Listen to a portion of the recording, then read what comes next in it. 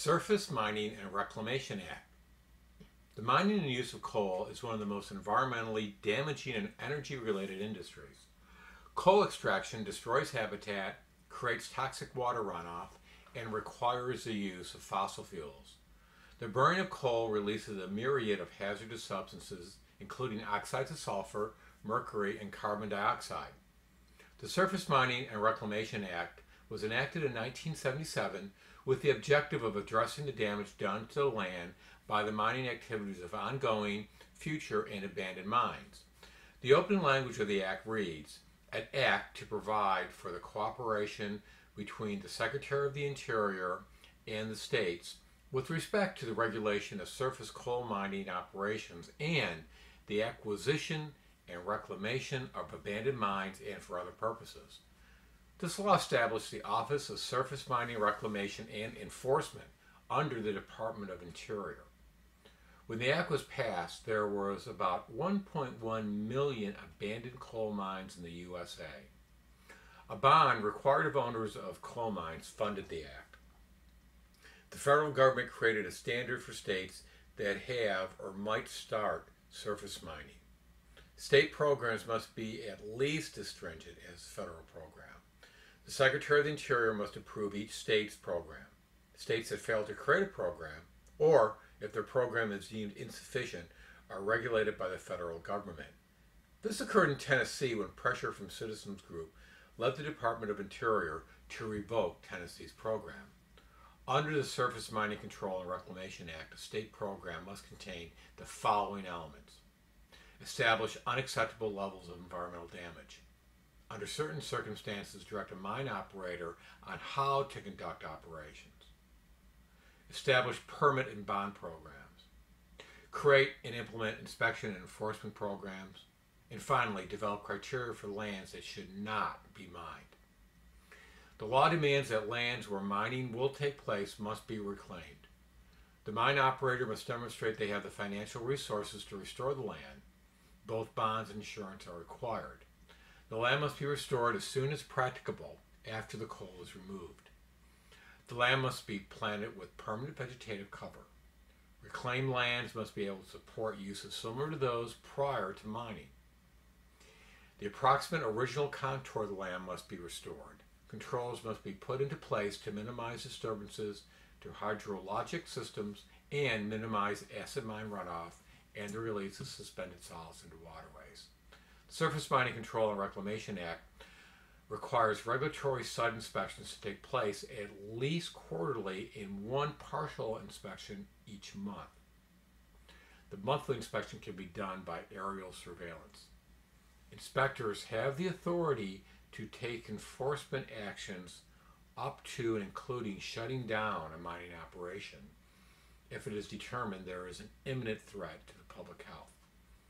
States with Surface Mining Control and Reclamation Act authority are subject to oversight review by the federal government.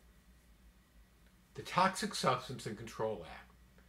The Toxic Substance Control Act, TSCA, of 1976 provides the EPA with authority to require reporting, record keeping, and testing requirements and restrictions related to toxic substances and or mixtures.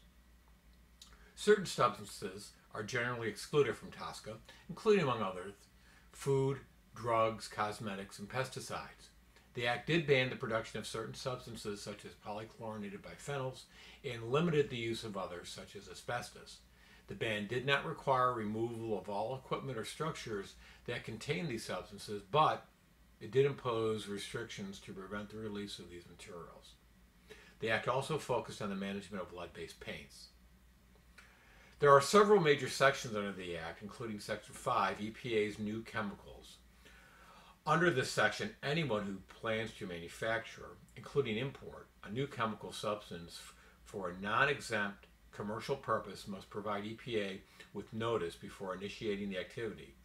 This pre-manufacturer notice, or P&M, must be submitted at least 90 days prior to the manufacture of the chemical. This process allows EPA to determine if a chemical can be safely introduced into the U.S. marketplace. The EPA has authority to ban chemicals deemed too hazardous. Also, under Section 5 is a significant new use notice. This rule goes into effect when the EPA designates a significant new use rule for a chemical that will be used in a different manner. Section 4 allows EPA to gather information on current chemicals in use. The current inventory of chemicals includes over 70,000 items. This inventory details production, quantity, and location. Section 8B of the TSCA requires EPA to compile, keep current, and publish a list of each chemical substance that is manufactured or processed in the United States. There are over 83,000 chemicals on this list. However, this TSCA inventory includes all chemical substances in commerce prior to December 1979. All chemicals on the market prior to this date, which is about 99% by volume of what is on the market today, are considered existing chemical substances. These chemicals are considered safe unless EPA can demonstrate that they present an unreasonable risk to human health or the environment. Therefore, the burden of proof is on the EPA and not the manufacturer. The EPA conducts TSCA inspections on regulated facilities, including those that produce chemicals, lead-based paints, asbestos-containing materials, especially those in schools, polychlorinated biphenyls, where they still used in transformers and capacitors, and formaldehyde in wood products. Arguably, TSCA never met the original intent to better manage existing chemicals.